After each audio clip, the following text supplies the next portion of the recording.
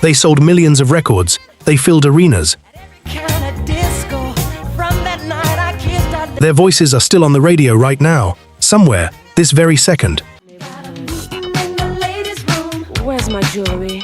Almost none of them got paid what they were owed. Today, we're counting down 10 legendary R&B groups who built empires for everyone except themselves. Number 10. Mary Jane Girls.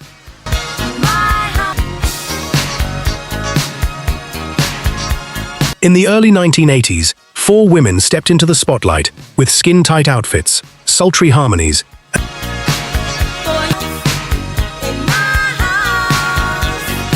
and hits like Candyman and In My House. They looked like rock stars. They sounded like rock stars.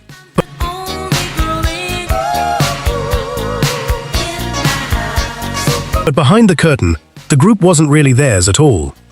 Mary Jane Girls was the brainchild of one man.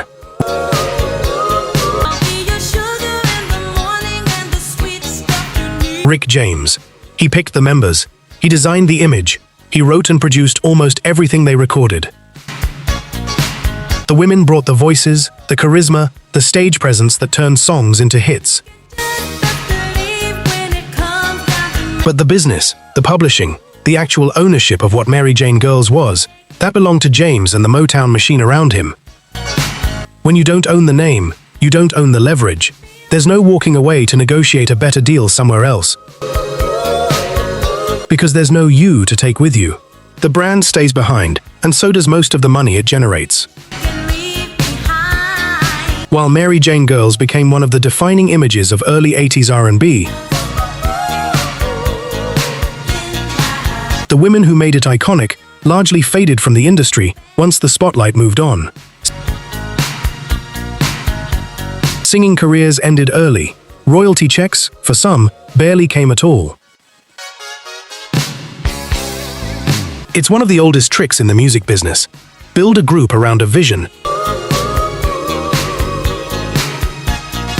instead of around the people, and the people become replaceable. Mary Jane Girls sold the fantasy. Somebody else cashed the check, and decades later, when those songs still get streamed, the royalties flow first, through rights that were never the singers to begin with. The arrangement worked exactly the way these vehicle groups are designed to work. The face changed the music industry could see. The ownership behind it stayed fixed. That structure protected the architect far more than it ever protected the singers. Today, when people talk about Mary Jane Girls, the conversation almost always circles back to Rick James first. The women who actually performed the songs often get mentioned second, if at all. That's not an accident of memory. That's exactly how the ownership was built to read. Number 9. Klymaxx. Klymaxx wasn't just another girl group riding a label's marketing machine. They were musicians. But if they don't stop, it's gonna get scandalous. They played their own instruments, wrote their own songs, and built a sound I'd hate to come down to the level and become a BW. that put them on the Hot 100 again and again in the mid-1980s, with hits like I Miss You And I'm much unhappy about it. and Meeting in the Ladies' Room. For a self-contained band of women in that era, that was rare. That was real ownership of craft. But ownership of craft doesn't always mean ownership of credit. Can we talk? Years after their commercial peak, several of the group's founding members say their own songwriting contributions were quietly stripped down, minimized, or reassigned within the band's own internal structure. Names that should have been on the paperwork from day one ended up fighting just to be acknowledged decades later. Long after the money from those songs had already been collected by someone else. Here's the part that stings the most. The original members have said publicly that they know exactly what happened to their credits and their publishing. But they've also said they won't pursue legal action over it because by the time you factor in lawyers, court costs, and years of fighting, any royalties they might recover wouldn't come close to covering the bill. That's not a loophole. That's the system working exactly as designed. When the cost of justice is higher than the size of the theft, the thief simply gets to keep what they took. Klymaxx made the hits. Someone else still owns the proof that they did. The members have continued speaking publicly anyway, even without filing suit. They've shared documentation, emails, and old session credits to make their case in public. Sometimes, the only justice available is making sure people know the real history. It's a quiet kind of theft that rarely makes headlines outside the music industry itself. No arrest, no scandal, just paperwork that slowly drifted away from the people who earned it. For Klymaxx, reclaiming the story has had to become its own form of compensation. Here's something most people don't realize. Only about 10% of you watching will hit subscribe. The other 90% just watch and move on. You made it this far, so you're clearly not most people. Hit subscribe. Back to the countdown. Number 8. Earth, Wind and Fire.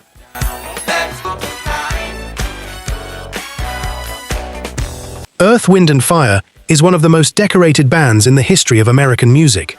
Multiple Grammys. Tens of millions of albums sold. Songs like September and Shining Star are still played at weddings and cookouts half a century later. Maurice White, the band's leader, became a legend in his own right for the sound he built. But legends are rarely built alone. Charles Stepney was a songwriter, arranger, and producer who worked closely with the band, helping shape the layered orchestral sound that made their biggest records feel so massive. He co-wrote and helped produce some of the songs that turned Earth, Wind and Fire from a working band into a cultural institution. Stepney died suddenly in 1976, in the middle of all that success. And according to a lawsuit filed by his own children decades later, he was never properly paid for that work. Not during his life, not after his death. His family says they only discovered the scope of it years afterward, when they started digging into exactly what their father had contributed and what he was owed in return. If the allegations are accurate, it means royalties tied to some of the most beloved songs in R&B history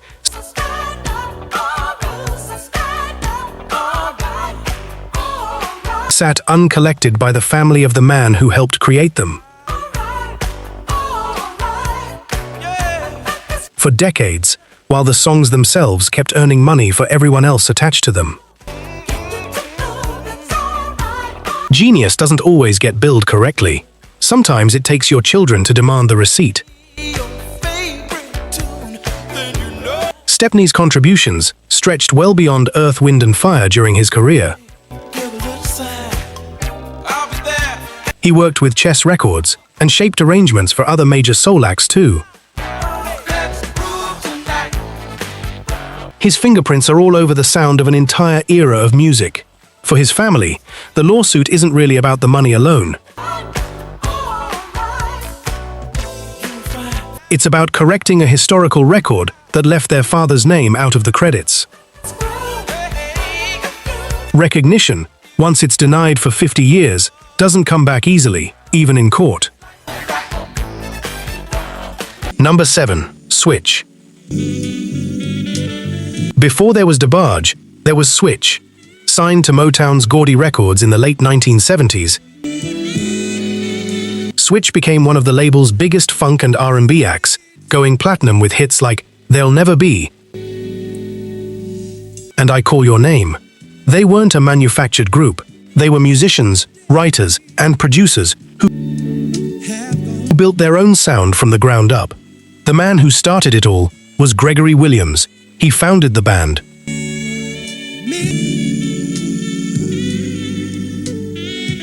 He helped write much of their material. He sang, played, and produced alongside the group through their entire run on Motown. By any normal measure, that's the kind of contribution that should generate decades of royalty checks.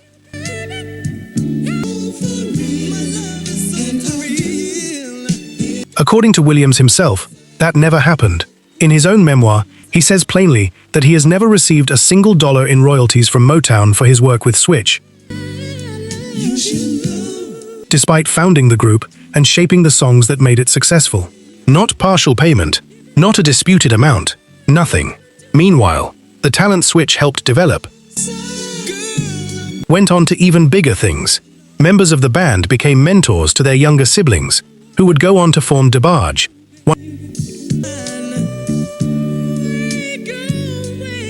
one of Motown's signature acts of the 80s.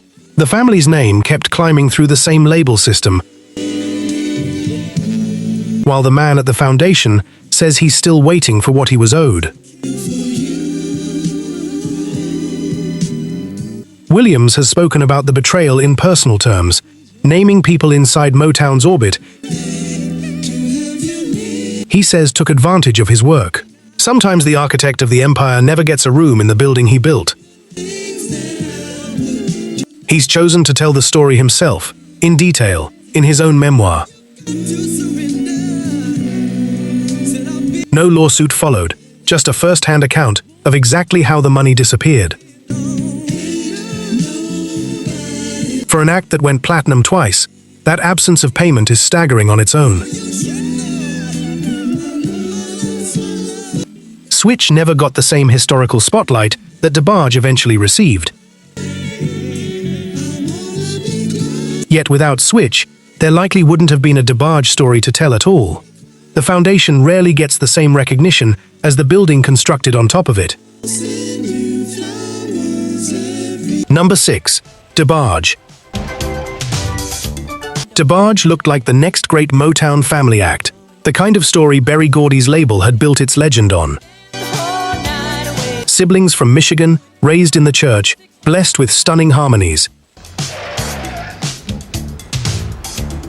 Signed directly by Gordy himself after a chance audition. Albums like All This Love and In a Special Way turned them into one of the defining R&B sounds of the early 1980s. Then, Rhythm of the Night happened. It became their biggest hit by far, and it became the moment everything changed.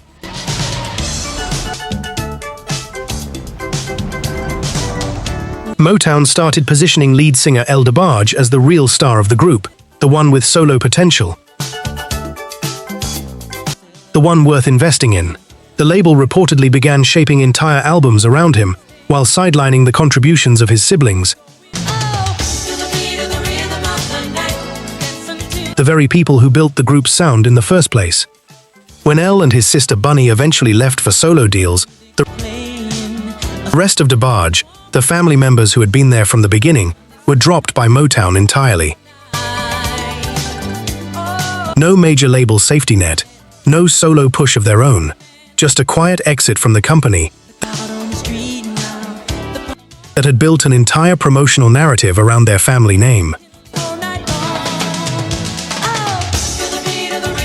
It's a familiar move in the music industry. Find the most marketable face in a group.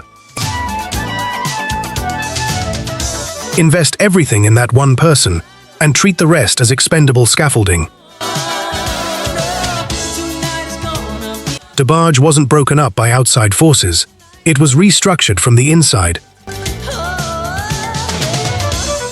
by the very label that signed them as a family in the first place. Mark, Randy, and James eventually regrouped with their older brother Bobby on an independent label. Without Motown's backing, the music never found the same audience again. The family name that once meant guaranteed radio play couldn't survive outside the system that built it. L's solo career flourished for a while, under the label's continued investment. But even his momentum eventually slowed once Motown moved on to its next priority. The same machine that elevates one artist can abandon them just as quickly. Number 5. New Edition and Belle Biv DeVoe. Spider-Man and Freeze in full effect. You ready, Ron? New Edition signed their first record deal as kids. Literally, children, barely teenagers. Locked into a contract that would shape the next decade of their lives before most of them could legally sign anything else. By the time some of them spun off to form Belle Biv DeVoe, they were grown men who understood exactly how unfavorable those early deals had been. Yeah. Put this funny looking shirt on. I don't know, man, but I'm gonna check it out, man. In the late 1990s, both groups tried to walk away from contractual obligations tied to MCA records.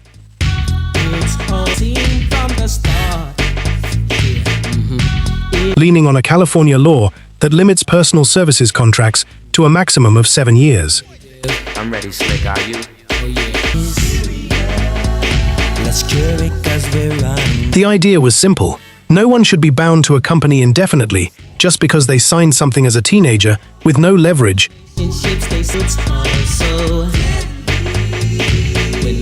and no real understanding of what they were agreeing to. MCA's response wasn't to renegotiate, it was to sue. The label filed suit against members of New Edition and Belle Biv DeVoe,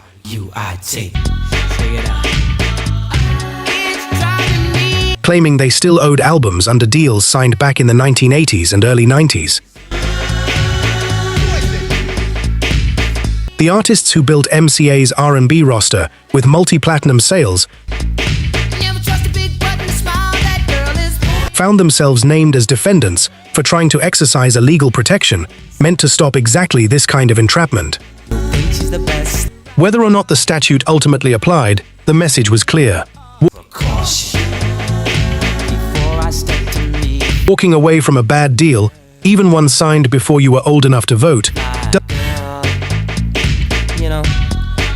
doesn't mean you walk away clean. Sometimes the company that built your career is also the one standing in the courtroom doorway, blocking your exit. These weren't unknown artists trying to break a minor agreement either. New Edition and Belle Biv DeVoe had sold millions of records under these same MCA contracts. The label's leverage only grew stronger the more successful the artists became. Both groups eventually found ways to keep performing and recording outside the dispute. But the lawsuit itself stood as a warning to other artists locked into similar long-term deals. Success doesn't automatically buy you the freedom to walk away clean. Number 4. Sister Sledge. We Are Family is one of the most recognizable songs in American music. It's been played at weddings, championships, pride parades, and family reunions for nearly 50 years. Sister Sledge, 4 sisters from Philadelphia, turned that one record into a piece of cultural permanence. By any measure, that kind of staying power should mean a steady, fair stream of income for the women who created it. Instead, decades later, the sisters found themselves filing a class action lawsuit against Warner Music Group. The issue wasn't whether the song was still earning money. It clearly was. Every time it streamed, sold as a digital download, or appeared in a film or commercial. The issue was how Warner was classifying that income on paper.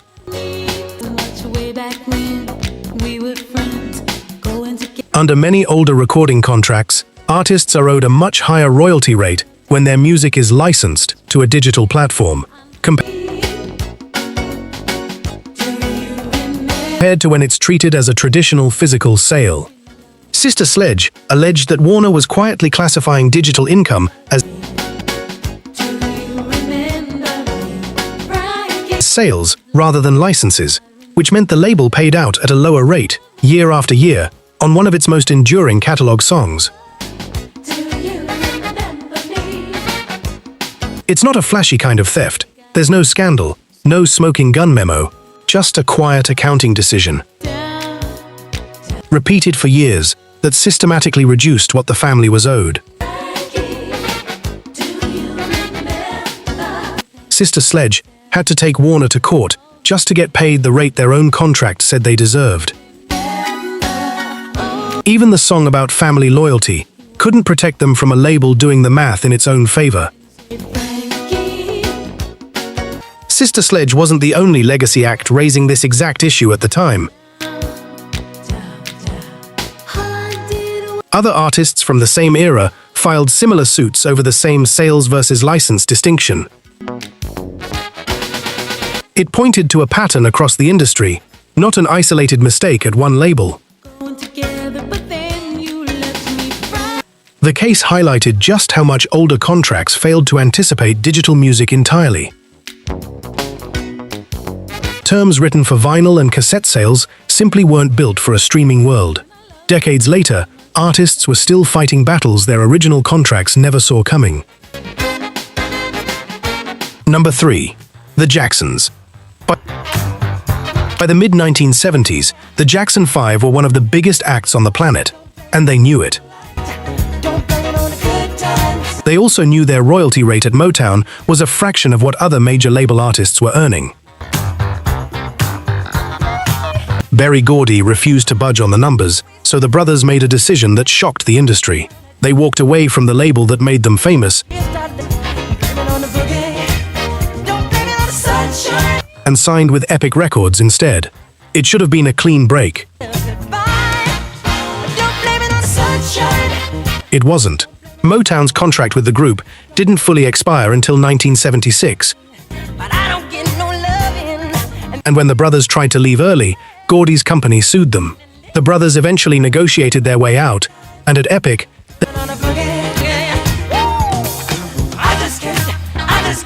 they got the better deal they'd been chasing all along. A royalty rate of roughly 20%, compared to the 2.8% they'd been earning at Motown. But there was a catch buried in the fine print of who actually owned what. Motown owned the name Jackson 5, not the songs, not the brothers themselves. The brand name. When the group left, they didn't get to take it with them. From that point forward, they had to perform and record as the Jacksons, a new name built from scratch, while Gordy's company retained the rights to the one that millions of fans already knew by heart. They got the money they were fighting for. They lost the name they built it with. In the music industry, sometimes winning the negotiation still means losing a piece of your own identity. Motown didn't let the name sit unused after the brothers walked away either. Jermaine, who stayed loyal to the label, continued recording under the Jackson family banner separately. The split didn't just divide the brothers, it divided the legacy they'd built together. Rebuilding recognition under a new name took years of consistent hits to accomplish. Songs like Shake Your Body and Can You Feel It eventually cemented the Jacksons in their own right. But that recognition came at the cost of starting over from a label's clean slate. Number 2. TLC. TLC's Crazy Sexy Cool sold millions of copies and eventually went diamond, one of the best-selling albums by any girl group in history. Tion Watkins, Lisa Lopes, and Rosonda Thomas were everywhere. On the radio, on award show stages, on magazine covers around the world. By every visible measure, they were one of the biggest acts on the planet. And in 1995, in the middle of that exact success, TLC filed for Chapter 11 bankruptcy. Under their original deal with LaFace Records and their management company Pebetone, the group was earning a combined 56 cents per album sold, split 3 ways between them. After recoupable costs for recording, videos, touring, promotion, even their own clothing and travel were deducted,